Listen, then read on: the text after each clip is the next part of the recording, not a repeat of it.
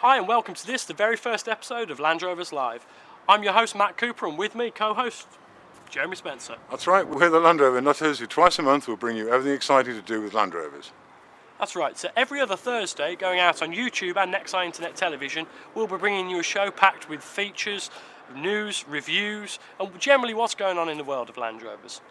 So this weekend we're launching our show in great fanfare at the Billing Land Rover Festival. Jeremy, what are we going to see at Land Rover show? Well, it's the biggest Land Rover festival in Europe, I think. So we're going to see a lot of Land Rovers, Land Rover bits, broken Land Rovers, very big Land Rovers, and a whole range of exciting Land Rover products. And we're putting a studio right in the heart of the show. So we'll be chatting with the people who are bringing out the latest products. We'll be testing, well, whatever we can get our hands on really, and we'll bring you some great features along the way.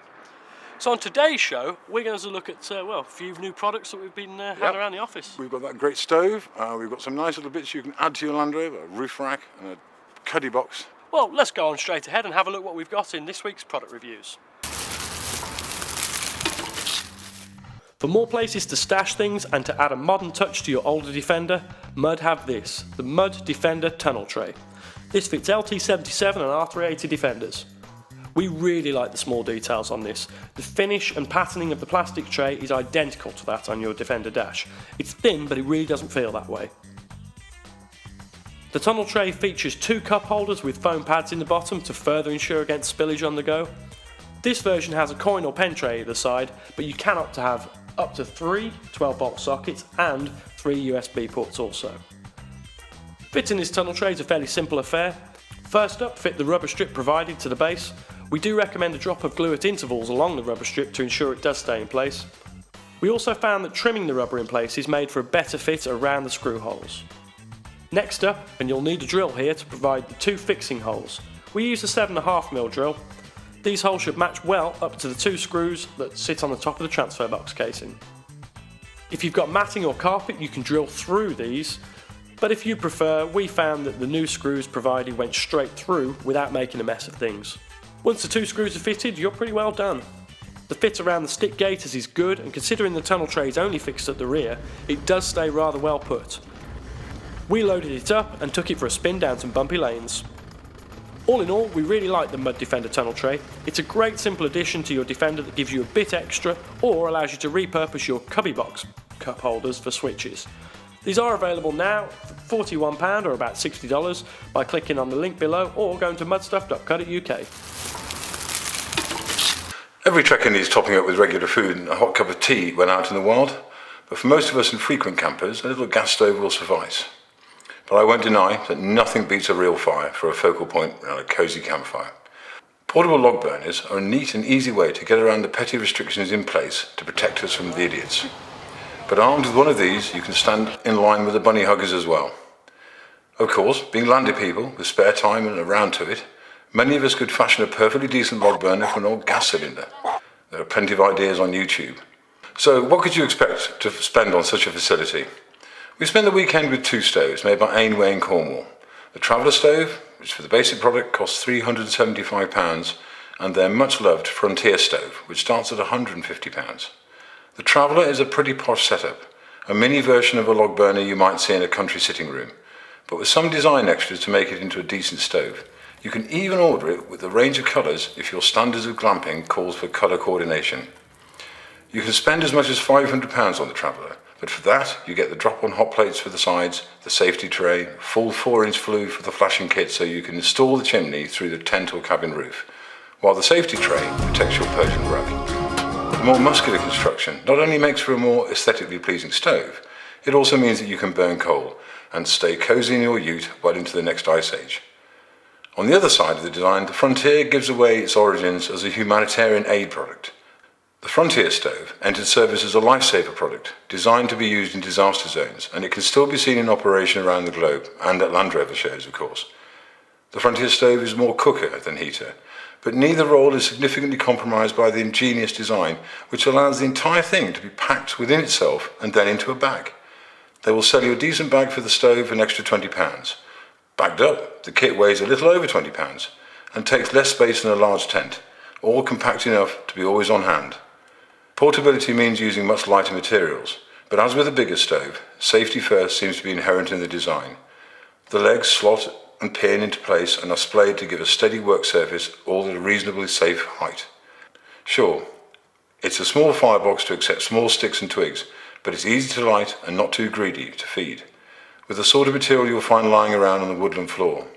The manufacturers claim, and we have no argument with it, that the Frontier stove is 10 times more efficient than an open fire, and of course the smoke is carried well clear of the fire itself. The flue, with extra cash, can reach 7 feet or so, and as with the Traveller, you can spend a little extra more and install the stove in your tent or hut. But the clear advantage of the Frontier is its portability. That and the kettle. I confess that when we unpacked the stove and completely ignored the instructions on how to properly cure the paint before use, I thought that the £90 kettle was a bit of a joke, but not at all. It proved to be extremely useful. There was always hot water for the washing up or making tea, and for me proved to be the most delightful feature of all. The Frontier demands a little more maintenance. The narrow flue will need regular checking and cleaning, and it won't love you for being left to rust. But for £240 with the kettle, it's money well spent, and a gift that will last her for years. Both products are available now from Anive at anive.co.uk or by clicking the link below.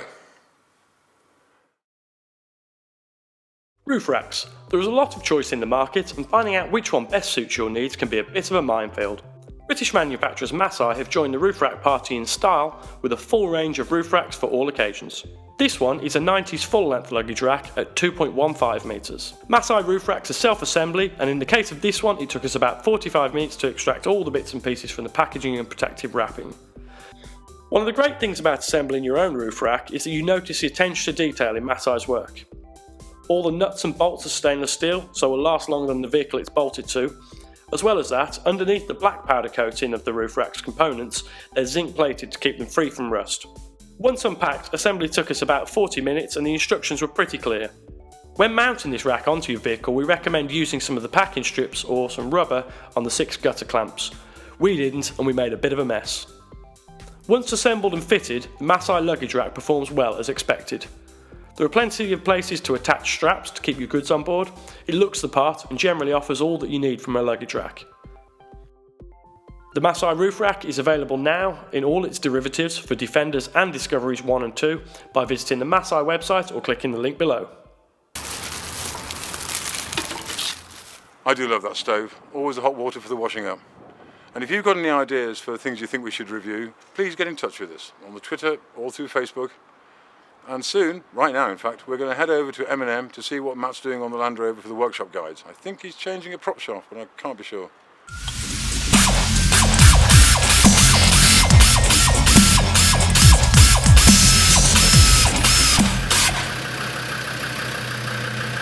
So in today's show we're back here at M&M with Rich, and we're going to replace the prop shaft on this thing.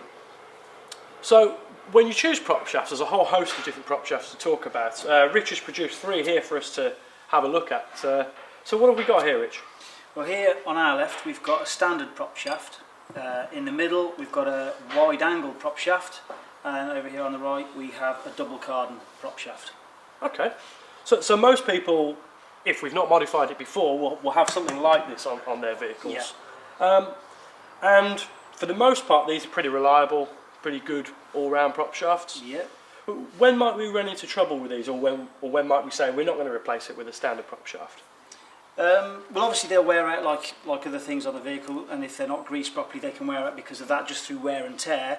But one thing that will take a prop shaft out prematurely is if the vehicle is lifted, it's got a suspension lift on it, and then these are working at an angle that they shouldn't be working at, and then they can fail. And then at that point you may want to consider putting an aftermarket prop shaft on it. Okay, so in terms of when we put in a lift on a vehicle, a standard height, we're never going to have any problems with a standard prop shaft. What sort of lift do we think we can go up to before we say, right, that's not enough? You should be fine with a 2-inch, up to 2-inch lift with a standard prop shaft. But any more than that, you really should be changing it for something that's made for the job. Great. So, and something that's made for the job might be this wide angle one we've got in the middle. Yeah, wide angle one is good for. I mean, this vehicle here's got a 5-inch lift on it, and this is the one that we're going to be fitting to it. We could opt for this one, but because we want more articulation, this one will give that over this one. The double cardan one is more designed for a smoother drive. When you're going, if you're doing a lot of road use and you've got a lifted vehicle, this would be a good choice to go for. But if you just want sure axle drop, then I'd go for the wide angle one. Okay, you loosely touched on the double cardan there. These double cardan prop shafts, they didn't start life as a modified Defender part, right? No, it's a factory Discovery TD5 prop shaft, which is fitted to the front of the Discovery TD5, and it was designed for a smoother ride with less vibration in the front prop. Makes sense. So we spoke about wide angle and standard. What does that actually mean to us when we talk about articulation? But where does that come from? Because they're pretty rigid bits of metal. Basically, all it means is the amount that this flange will rotate on the end of the prop shaft. If we just put them on the ground in the same manner and lean them back together, you should see that this one will come back further than that one will. Yeah. So we can see on the standard one, well, the wide angle's sort of dropping back another 2 or 3 inches at the top. Yeah.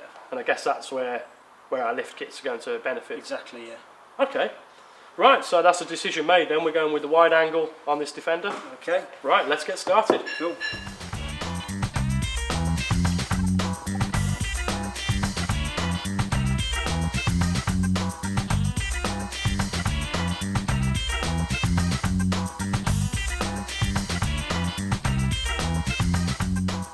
So we've got the Defender up in the air to get the new prop shafts on. Now, Rich, ordinarily, would this be a one-man job, or would... Because we're cheating a bit here, aren't we? We've got Nick up in there who's going to be pressing the brakes and engaging the diff. Yeah, I mean, you can do it on your own. I mean, if the vehicle's on the floor, you know, it makes life a little bit more difficult because you've got to keep jacking the car up to turn the prop shaft over. Failing that, you could be pushing the car forward, but it means having to keep getting up and getting the handbrake on and off. So 2 people always make life easier. But yeah, you can do it on your own, no problem at all. Right, well, we've got the vehicle up in the air now, so you can get cracking. Awesome. Once you've got the vehicle safely up in the air, we will loosen the 4 nuts and bolts on each flange of the prop shaft. These can be very tight or rusted up, and it really helps to have the correct spanner here. 14mm will do at times, 9/16 is really what we want.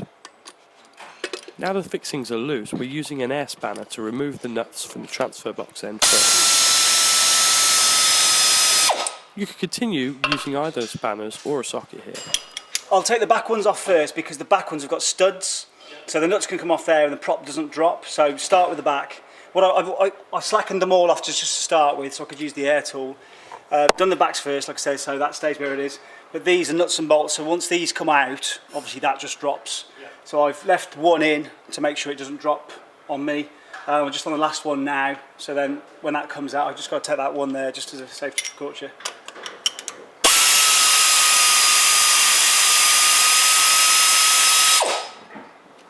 If you're working underneath your vehicle, the front end of the prop shaft dropping could easily break the nose, so take care here. So that one's out, so take the last one out. Now sometimes they can stick because obviously they're bare metal surfaces, so they can sometimes sort of get welded onto each other, so you sometimes have to give it a tap. In this instance it's not, so it's come off fine. Whether this side will or not is another story.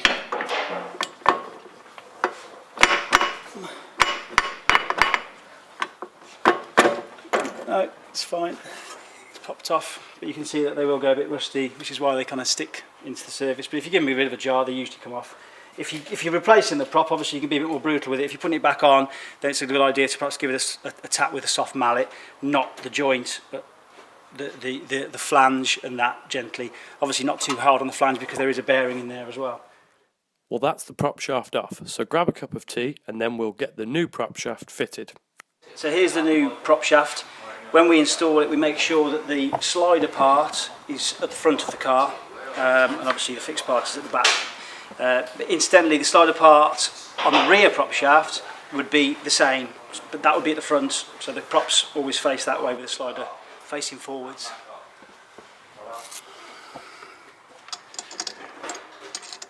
When placing the new prop shaft in place, the transfer box end goes on first, as it came off. The flange holes are not evenly spaced, so you'll find that they will only go on in the correct orientation. Once the prop shaft's in place, be sure to drop a bolt through one of the holes at the diff end to keep you looking gorgeous. Then refit the nuts and bolts.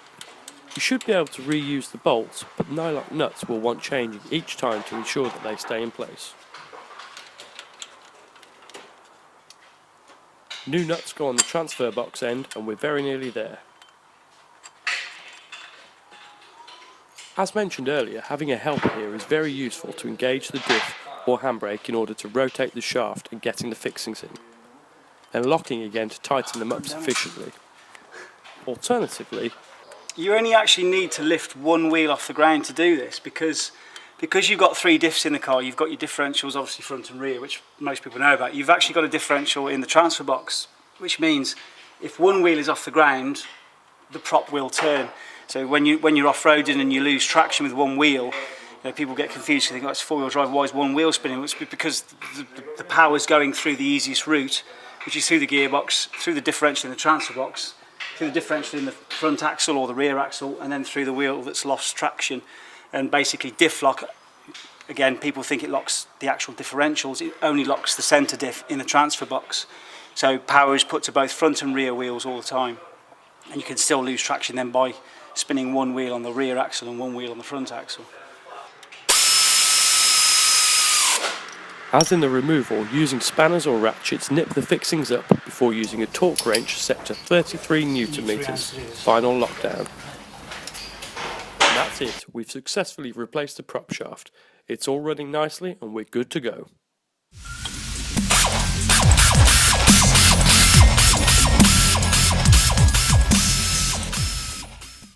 So there you have it, that's how to renew the prop shaft on your Defender.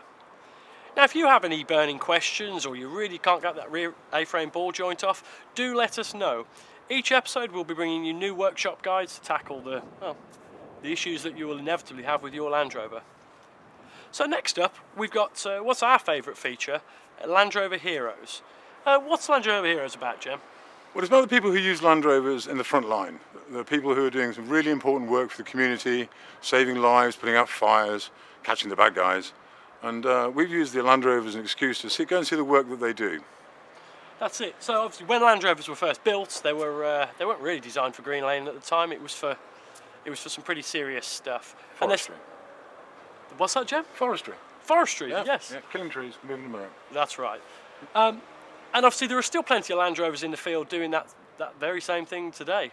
So we sent Jeremy off to Rhyl, to the lifeboat station. How do we get on there? Excellent. Such a nice bunch of guys. And their Land Rover is much loved and very busy, but it isn't by any means the biggest bit of kit they've got.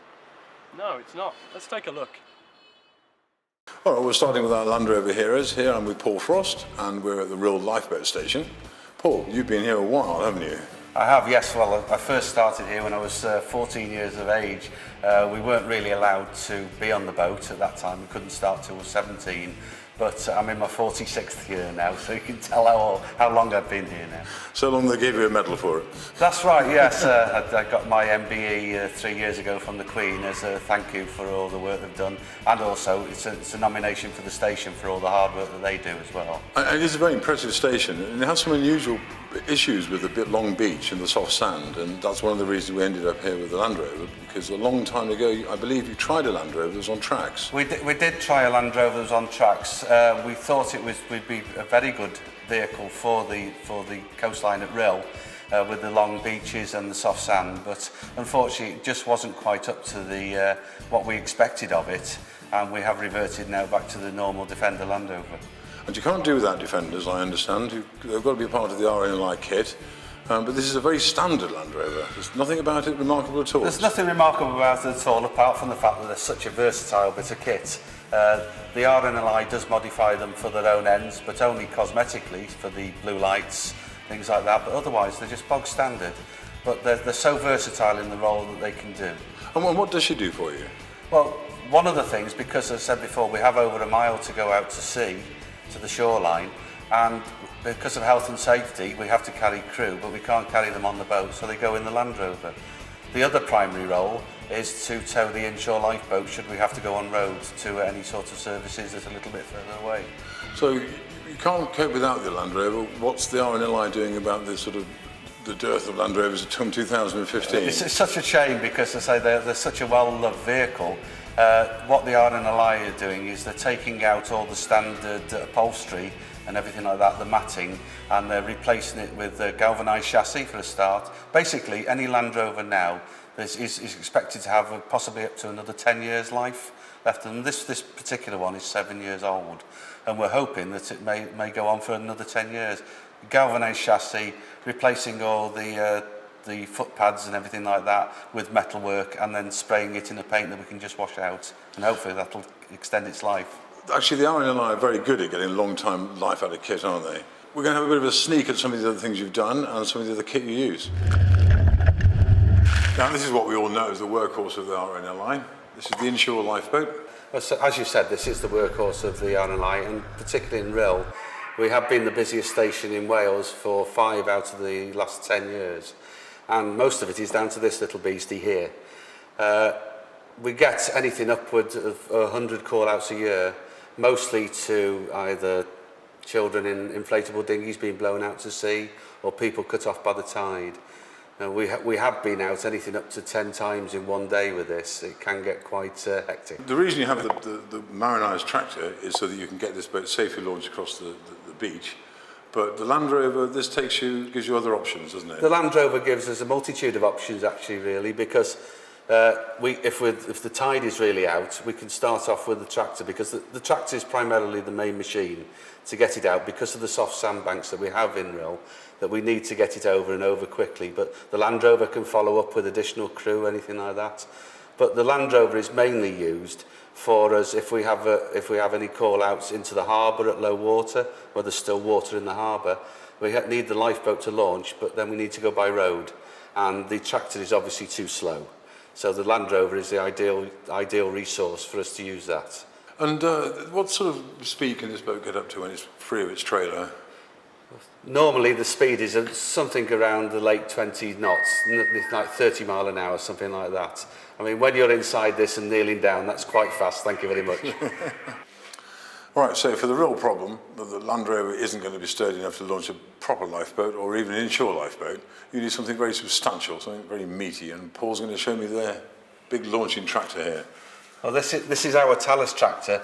Without this, the lifeboat certainly wouldn't launch, and we wouldn't be able to get anywhere near the sea without anything like this. It's got a 300 horsepower Cat 3208 engine in it. And it's got these massive tracks and this huge cab, and it looks like an armoured vehicle, but actually it goes underwater, doesn't it? It does go underwater, yeah. It's actually rated so that we can get it up to the top of the cab, the water. It's watertight up to the top of the cab.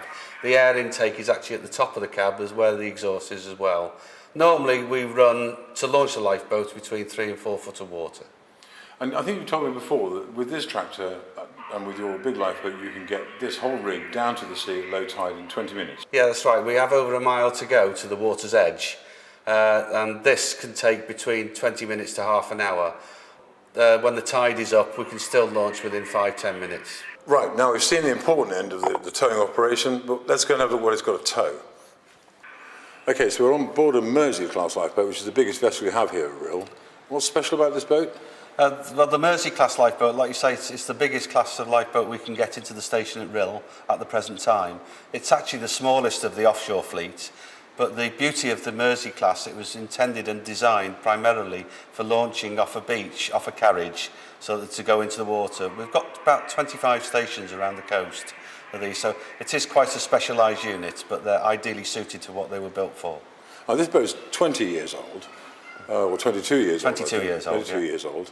And she's still going strong, still looks trim and fit. How many rescues has this boat done now?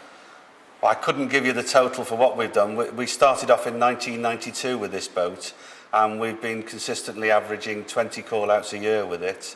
This is on top of the normal exercises we have, 2 a month, so it's quite a long time. We are expecting the lifetime of this to be well into the 25 years plus. So, Paul, what type of work do you expect this boat to do? Obviously, this being a more larger boat, we would expect to be called out to larger types of incidents, such as yachts, if they can't make any passage through the water or they're dismasted or something like that, small fishing boats that have broken down. Rill at the moment has had quite an increase in the leisure industry, which has resulted in many small leisure boats coming out fishing off these areas, and by nature that some do get into difficulty. Well, so really, as Rill's become busier and nature of the work around Rill's changed, then the nature of the work here has changed as well. Definitely, we've seen the nature of the call-outs completely different, whereas this boat took a back view of the number of call-outs we had in the year. We're now coming more and more to the fore, and like I say, we were the busiest station in Wales last year. I've even been told by someone that people don't know that the RNLI is a charity, which seems extraordinary to me, but it is a charity and it can only function with the goodwill of the public. We have the shop alongside the lifeboat station, which sells souvenirs in aid of the RNLI. The RNLI relies entirely on voluntary contributions, such things as legacies, people leaving money in the wills, and people locally can help and go onto the RNLI website at www.rnli.org.uk, and there is a donation section there if they wish to help that way. And of course, if people want to find out about joining the service and playing a fuller part, they can get that information from there as well. And they can keep track on the Twitter account, I believe, of launches from Rill. That's right, yes. We have both Twitter and Facebook accounts. The Twitter, if you want to see what RNLI lifeboats are out at the time, it's Out on a Shout. Well, thank you very much, Paul. It's been a real privilege spending a day down here with you and the guys. And if you want to see what the other work's done here, Rill, or indeed any other RNLI lifeboat station, look for them on the web, check the links on the page, follow them.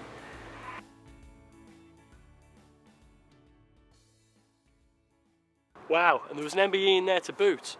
Now, I hear, Jeremy, that his mother, she's got one as well. Yeah, well, Paul was very modest about his MBE, and I think it was because he didn't want to find out that his mother got hers first. Yes, in fact, I'm sure he doesn't live down. No, not quickly. But they were a great bunch of guys. I thoroughly enjoyed the day there, and obviously the work they do is brilliant.